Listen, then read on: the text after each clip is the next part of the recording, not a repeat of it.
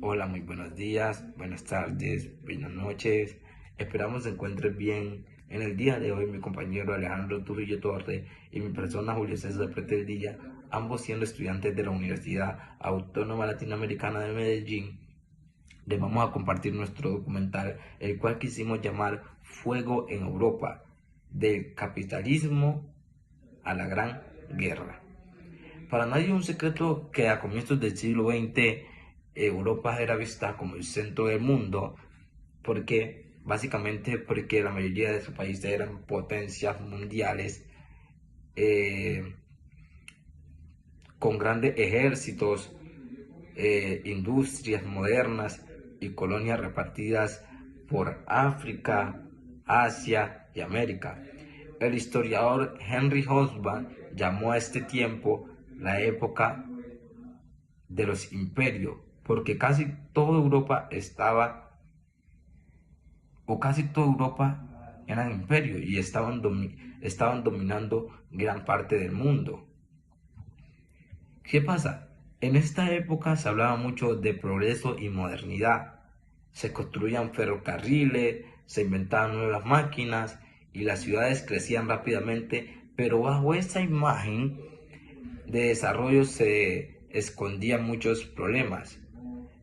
Los países europeos estaban compitiendo entre sí para ver quién era el más fuerte. Y cuando hablamos más fuerte no hablamos de masa muscular, que 5 millones de personas tienen más masa muscular que 7 que hay en Francia. No, peleaban por el poder, por lo político, lo económico y lo social. Habían alianzas militares. Y esto quiere decir que básicamente eran acuerdos entre países para apoyarse si estallaba una guerra. También había una carrera armamentista. Cada país construía más y más armas por si acaso. ¿Por si acaso qué? Por si acaso pasaba algo. Si se venía una guerra, pues tenemos con qué responder, ¿cierto? La lucha por el control territorial en otros continentes, especialmente en África y Asia, también por si aumentaba el conflicto entre ellos. Por todo esto se puede decir que la Primera Guerra Mundial no fue simplemente un accidente o algo que ocurrió repentinamente. Fue el resultado de muchos años de decisiones mal tomadas, rivalidades y orgullos. Una de las principales causas de la Primera Guerra Mundial es el imperialismo. Este es un sistema en el que los países más poderosos conquistan y dominan otros territorios para explotarlos económicamente y así aumentar pues básicamente su poder. El economista británico Hodgson explicó esto. Eh, Él explicó que esto pasaba porque el capitalismo necesitaba seguir creciendo. Pero ¿qué pasa? Cuando el capitalismo crece demasiado, crece sin límite y está metido en un lugar, necesita salir a otros para poder vender e invertir. Entonces es básicamente lo que pasa. Cuando los países ricos ya no podían vender más dentro de sus fronteras, pues buscaban nuevos horizontes. Entre los años 1880 y 1914, eh, las potencias europeas se lanzaron a conquistar gran parte del mundo, especialmente África, Asia y Oceanía, que ya lo había dicho al principio. Este proceso se llamó repartición imperial. Por ejemplo, Reino Unido ya tenía gran imperio, pero siguió hundiéndose en lugares como India, Egipto y Sudáfrica. Francia conquistó territorios en el norte de África y, y en Asia, y también podemos decir que en Indochina, hoy conocida como Vietnam, Laos y Camboya. Alemania, que se había convertido en una potencia recientemente, llegó tarde, y el que llega tarde pues pierde su parte. ¿Qué fue lo que hizo Alemania? Exigir que le dieran, lo cual generó pues conflicto entre las potencias y descontento, porque no puede ser así, no puede ser así. Para evitar la guerra por las colonias en 1884 se organizó la Gran Unión en Berlín, o la Gran Reunión en Berlín, convocada por el canciller alemán Otto von. En esa reunión los países europeos se dividieron a África como se les dio su gana, la agarramos, lo partimos y no importa.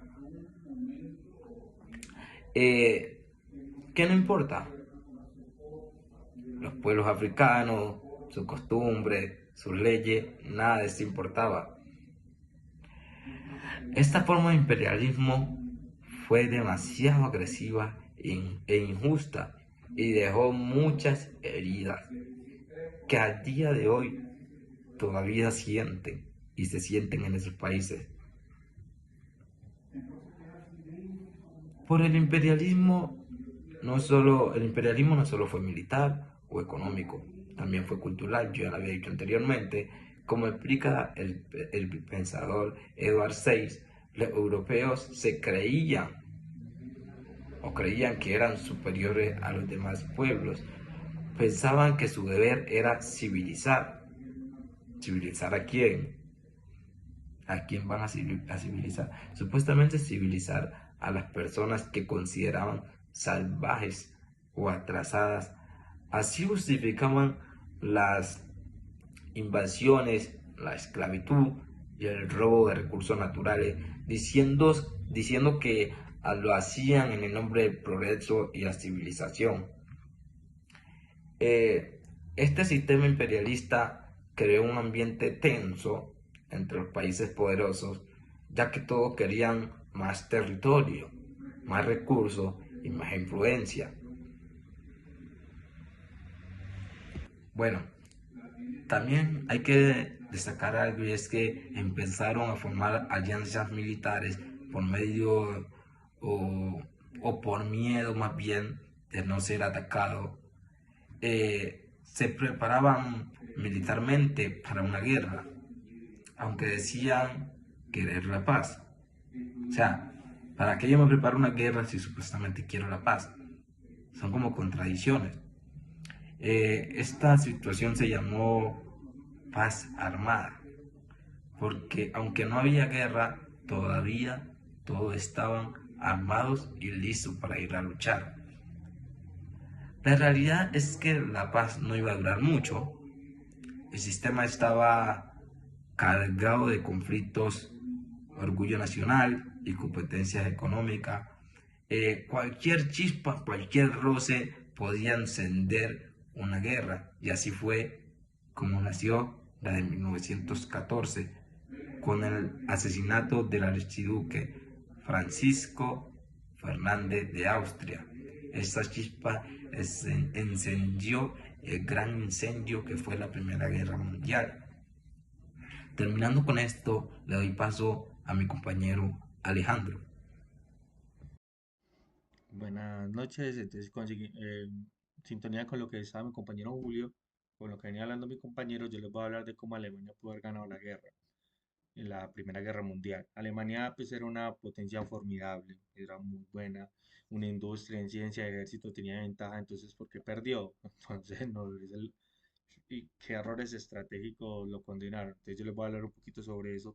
Para mí el peor error de todo fue que solamente se limitaron a una sola estrategia, que era sobre el plan Schlieffen, que es un esquema rígido que suponía una rápida victoria sobre Francia.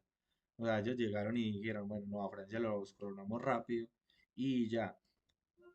¿Eso qué pasa? Francia, al subestimar a Francia con las defensas y con todo, porque pues lo que hacen es subestimarla. Lo vemos en la batalla de Marne, que mostró que Francia no iba a ser fácil, y enseguida la de Verdún, que es una donde entran la guerra pues, de trincheras más largas y caen en eso. Lo que pasa es que cuando usted no está preparado para una estancia larga en la guerra, los recursos escasean y eso vamos al segundo error. Ahí nos trasladamos al segundo error, que es sobre la economía. Sabemos pues que Alemania, el apoyo interno económico, Alemania sufrió una crisis inmensa, que la gente la tenía mucha hambre y de todo, porque una guerra destina muchos recursos. A ver, si Alemania hubiera medido la guerra y hubiera asegurado una mejor distribución de los suministros y un apoyo popular, podría haber mantenido un esfuerzo bélico más efectivo. O sea, si hubiera primero asegurado a la población civil y bueno, aseguremos esta parte para la comida de las personas, aseguremos esto para el ejército, creemos vías para que lleguen los suministros rápidos a los del ejército, le ha sido más fácil, pero no. Ellos pensaron que iba a ser fácil y eso desencadena el segundo error. Para mí el otro error fue lo de una estrategia naval más agresiva. A ver, si usted dominaba lo naval, domina los suministros y todo lo que le entra al país. Entonces, al usted no ser tan agresivo, Alemania recurrió a la guerra submarina sin restricciones para acelerar el comercio británico, pero pues ahí con el bloqueo que les pusieron, no lo lograron. Si Alemania hubiera gestionado mejor su estrategia naval y hubiera evitado provocar a Estados Unidos, podría haber mantenido a los británicos en una posición más vulnerable. Entonces ahí fue donde esto pues es donde se le van las luces a los alemanes. Otro para mí, un error garrafal que cometió Alemania fue pues las enemistades con otros países. Es que están en guerras, partir los frentes occidental y oriental, tener dos guerras al mismo tiempo, pues es muy diferencia. La alianza con Austria-Hungría y el Imperio Otomano no fue suficiente para contrarrestar la coalición de los aliados. Entonces, no, eso no es suficiente, no hay suficientes soldados. Alemania hubiera buscado otro pacto antes o hubiera buscado a Rusia antes de la revolución de 1990, en el 1917, hubieran neutralizado a ciertos adversarios diplomáticamente, bueno, pero no, se fueron así de cabezas. Pues ahí, esos fueron los principales fallas de Alemania. Bueno, si Alemania hubiera tomado a París en 1914, con lo de, con lo de Francia, que ahí fue donde se le sale de las manos, toda la entrada de los británicos y hubiera provocado que Estados Unidos esta vez podría haber sido diferente. Es que, literal, si hubieran conquistado a Francia lo más rápido posible y no lo hubieran subestimado de esa manera, pues hubieran terminado más fácil. Para mí, bueno, entonces eso para mí son los puntos más críticos, los errores fuera de los suministros y las enfermedades, no, porque no previeron lo de las trincheras, no previeron las armas, no previeron todo eso. Entonces, para mí eso es lo que pues hace que Alemania pierda la guerra. Vamos a hablar de lo otro. Sigo con la reflexión crítica sobre la Primera Guerra Mundial. A ver, la Primera Guerra Mundial es una herida abierta en la memoria de la humanidad. ¿Por qué herida abierta? Porque a pesar de esa primera guerra que queda, que todo este montón de muertos que pasa y de todo, no, la gente pues no queda como esa conciencia de lo que pasa. Entonces vemos la ambición pues, de las personas, de los dirigentes, de los dictadores, que por ejemplo Alemania que era los últimos imperios en llegar y quería pues su parte pues más grande con una gran parte de eso y eso fue pues lo que desencadena pues todo esto. Y eso no se trata de una guerra de buenos y malos, porque no voy a decir pues que Alemania era mala eh, por reclamar algo, porque pues al fin y al cabo todos les dieron su pedazo, entonces Alemania dijo pues bueno, yo no soy la de menos, entonces yo quiero un poquito de más.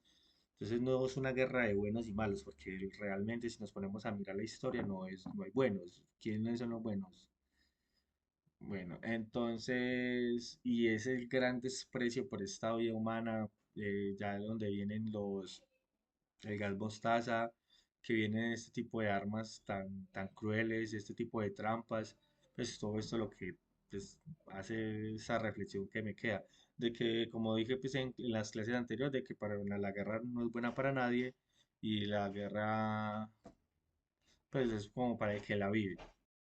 Listo, es como, pues que la guerra es como para el que la vive, ya como llevando un poquito pues más a bases históricas, como diría, afirma Stefan Zweig, en el mundo de ayer, Europa caminó al abismo creyendo que avanzaba hacia el progreso. Fue una guerra sin sentido, donde millones murieron por ideas abstractas como el honor nacional y el deber imperial o a la gloria militar. Eso yo lo hablaba pues en la clase pues, anterior de que cuando este tipo de propaganda engaña, pues que engañan a las personas, por ejemplo acá en Colombia con esto me acuerdo que daban una serie que daba nombres de honor y usted pensaba pues, de que el que se iba al ejército iba a ser de esa manera, entonces usted crece con Alemania va a la guerra pensando pues, de que como no hay un conflicto bélico tan grande, mueren tantas personas, es tan deshumano todo esto que pasa allí, van con un sentido de que tienen que marchar por mi patria, pero es un falso, es un sentido vacío, es un patriotismo vacío, porque en realidad ellos no saben por qué están marchando, no saben por qué están marchando a la guerra. Y lo de la gloria militar, bueno, para un soldado, para su como sentido de prestigio, ir a representar pues a su país y esto pues como que al final, al cabo, yo lo digo pues desde posición de que no sería bueno pues estas guerras para nadie. Ahora, con esta Primera Guerra Mundial nacen pues, nuevas cosas que ya viene como la Revolución Rusa, el surgimiento de Estados Unidos como una potencia global, el colonialismo tradicional y el auge del fascismo, pues el fin de todo esto ya pues llega como un fin, el Tratado de Versalles ya pues llega con ello pues también con el fin de la Primera Guerra Mundial el Tratado de Versalles, pues eso, que eso es lejos de asegurar una paz, es como pues dejar las cenizas frías pues ahí para la segunda. Siempre el odio que haría pues al nazismo y a la Segunda Guerra Mundial, eso pues sería como eso que hace el Tratado de Versalles. Bueno, y entonces, ¿qué aprendimos de todo esto? Que la guerra no es una fatalidad, sino una construcción humana. La guerra como tal, la guerra es de unos pocos que no se conocen contra muchos.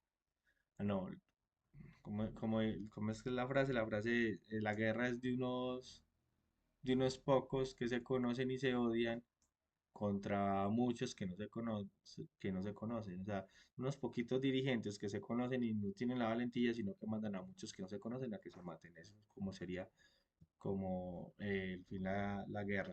Como que el video está quedando muy largo, entonces le voy a mandar en el texto y ahí le voy a poner todas las referencias en las que me basé para poder leer y para poder hablar sobre esto.